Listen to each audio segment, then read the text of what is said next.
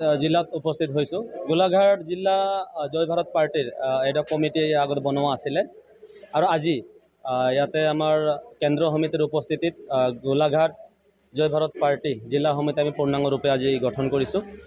অমিত নাগ ডাঙৰীয়াক গোলাঘাট জিলাৰ সভাপতি দিয়াৰ উপৰিও তেওঁক আমাৰ কেন্দ্ৰীয় সমিতিৰ মুখপাত্ৰ হিচাপে তাক আজি আমি এপইণ্ট কৰিছোঁ। আৰু আপোনালোকে চাইছে গোলাঘাটবাসী ৰাইজে বিপুল সঁহাৰি জনাইছে জয় ভাৰত পাৰ্টিক। আৰু আগন্তুক যি MLA ইলেকশ্যন 2026 গোলাঘাট জিলাত যিহেতু 5টা সমষ্টি আছে ইয়াতে, আৰু 5টা সমষ্টিতে আদিবাসী মেজৰিটি এণ্ড ফেক্টৰিং সমষ্টি হয়। তো আমাৰ পূৰ্ণ চেষ্টা থাকিব এই 5টা মানে সমষ্টিত জিকিবৰ। নিশ্চয় আজি চাব গোলাঘাট জিলাত বাঘা নেতা আমাৰ ইয়াতে আমি দেখিবলৈ পাওঁ, মন্ত্ৰী MLA, কিন্তু আজি চাব তেওঁলোকে আদিবাসী অধ্যুষিত অঞ্চলৰ পৰা কিন্তু তেওঁলোকে প্ৰতিনিধিত্ব কৰি আছে আৰু তেওঁলোকে আদিবাসী সমস্যাক লৈ কোনোদিনও কিন্তু মাত মাতা নাই। আজি আমাৰ মানুহে অৰুণোদয় স্কিম বাগানত চিচি ব্লক ৰাস্তাটোৱে ডাঙৰ কথা নহয়, আমাৰ দীৰ্ঘ দিনৰ যি সমস্যাৰ ওপৰতো কোনো কথা কোৱা নাই। আজি আমাৰ ইয়াতে জনজাতিকৰণৰ সমস্যা আছে, আমাৰ মাটিৰ পাট্টাৰ সমস্যা আছে, চাহ শ্ৰমিকৰ দৈনিক মজুৰি নিম্নতম হ'ব লাগে। আজি 250 টকাত এটা ফেমিলি কেনেকৈ চলাব আপুনি? আমাৰ দীৰ্ঘদিনীয়া আমাৰ আন্দোলন যে আমাৰ মিনিমাম ৱেজ এক্ট লাগু হ'ব লাগে, যিহেতু কেৰালা তামিলনাডু এইবিলাক ষ্টেটত চাহ শ্ৰমিকসকলৰ যোনটো মজুৰি 551 টকা আছে।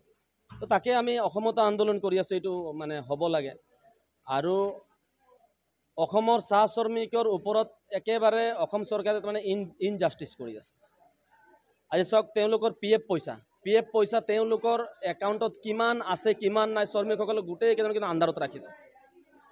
আজি 800ৰো ওপৰত আছে অসমত বাগান, কিন্তু 800 বাগানত কিমান চাহ শ্ৰমিক আছে? এটা শ্ৰমিকৰ যদি 3 লাখ 4 লাখৰ যদি PF ফাণ্ডত যদি পইচা আছে, এই পইচাৰ ইণ্টাৰেষ্ট কিমান হৈ আছে? এই ইণ্টাৰেষ্টৰ পইচা চৰকাৰে কি কৰি আছে? এটা কিন্তু প্ৰশ্নবোধক চিন আছে। এই টকাৰ ওপৰত কমচে কম আমাৰ শ্ৰমিকসকলক লোন দিব লাগিছিলে, আমাৰ শ্ৰমিকসকলৰ ল'ৰা ছোৱালীক পঢ়া শুনা কৰাৰ কিবা সুবিধা দিব লাগিছিলে, সেইখিনিতো কৰা নাই চৰকাৰে। গতিকে আজি কিছুমানে নেতা কয় যে চাহ শ্ৰমিকৰ দৈনিক মজুৰি বঢ়ত চৰকাৰৰ কোনো হাত নাই, তেনেকুৱা মানে কিছুমান নেতাই ক'ব খোজে। কিন্তু আজি চাব, আজি 50 পইচা হওক বা 1 টকা হওক, যেতিয়া দৰমহা বাঢ়ে তেতিয়া চৰকাৰখনে কিন্তু বাহ লয়। আমি BJP চৰকাৰৰ দিনত আমি 50 পইচা আমি শ্ৰমিকসকলক দৰমহা বঢ়াই দিছোঁ, কিন্তু তেওঁলোকক লাজ লাগিব লাগে। এটা মুখত কয় যে চাহ শ্ৰমিকৰ দৰমহা বঢ়ত চৰকাৰৰ কোনো হাত নাথাকে, আৰু 50 পইচা বা 1 টকা কেতিয়াবা যদি বাঢ়ি যায় তেতিয়া কয় যে BJP চৰকাৰ দিনত BJP চৰকাৰে এই দৰমহাটো বঢ়াইছে। ভাৰত পাৰ্টিৰ যোনটো মটো আমাৰ সম অধিকাৰ, সম শান্তি প্ৰীতি আৰু সম বিকাশ, আমি অসমৰ সকলো জাতি জনগোষ্ঠীক লৈ পেলাই সমান্তৰালভাৱে উন্নয়ন হকে আমি ওলাইছোঁ। কিন্তু কথাটো হৈছে অসমত চাব সকলোতকৈ পিছপৰা জনগোষ্ঠীটোৱে হ'ল আদিবাসী জনগোষ্ঠী। গতিকে আদিবাসী জনগোষ্ঠীৰ হৈ পেলাই আমি বেছিকৈ মাত মাতিব লগা হৈ আছে। গতিকে আজি আদিবাসীৰ পৰাও কিছুমান নেতা MLA বা MP হৈ উঠিছে, কিন্তু আপোনালোকে চাব আদিবাসীৰ সমস্যাক লৈ পেলাই কোনোদিনো মাত মাতা নাই তেওঁলোকে। আজি কামাখ্যা প্ৰসাদ তোষা ইতিমধ্যে অলপ দিন আগতে এটা বিৰূপ মন্তব্য কৰিছিলে যে খ্ৰীষ্টান আদিবাসীসকলক মানে তেওঁলোকৰ মানে ST পোৱাৰ কোনো ক্ৰাইটেৰিয়া নাই বুলি এই বিৰূপ মন্তব্য এটা কৰিছে। কিন্তু এইসব মন্তব্য তেওঁ নিজৰ মুখেদি কোৱা নাই, তেওঁ BJPৰ আইডিঅলজি দি পেলাই তেওঁ এইবিলাক কথা কৈছে। আজিৰ তাৰিখত অসমৰ আদিবাসী, হিন্দু হওক, চাৰনা হওক, খ্ৰীষ্টান হওক, সকলোৱে একত্ৰিত হৈ এই জয় ভাৰত পাৰ্টিটোক আগুৱাই লৈ যোৱাৰ সংকল্প লৈছে। এই সময়ত কামাখ্যা প্ৰসাদ তোষা আমাৰ ধৰ্মৰ নামত জাতিটোক যি বিভক্ত কৰিব বিচাৰিছে, দুৰ্ভাগ্যজনক কথা। আৰু আগন্তুক যি 26ৰ নিৰ্বাচনত কামাখ্যা প্ৰসাদ তোষাৰ নিচিনা কিন্তু নেতাই আদিবাসী অধ্যুষিত অঞ্চলত যে মানে প্ৰত্যাহ্বানৰ সন্মুখীন হ'ব, এইটো কিন্তু নিশ্চিত। মন্ত্ৰী ডাঙৰীয়া তেওঁ যেতিয়া কংগ্ৰেছত আছিলে, কংগ্ৰেছৰ দিনতো তেওঁ এটা প্ৰভাৱশালী মন্ত্ৰী আছিলে, আৰু তেতিয়াৰ পৰাই আদিবাসীসকলক তেওঁ প্ৰতাৰণা কৰি আহিছে। আদিবাসীসকলক ভোট বেংক হিচাপত ব্যৱহাৰ কৰিছে।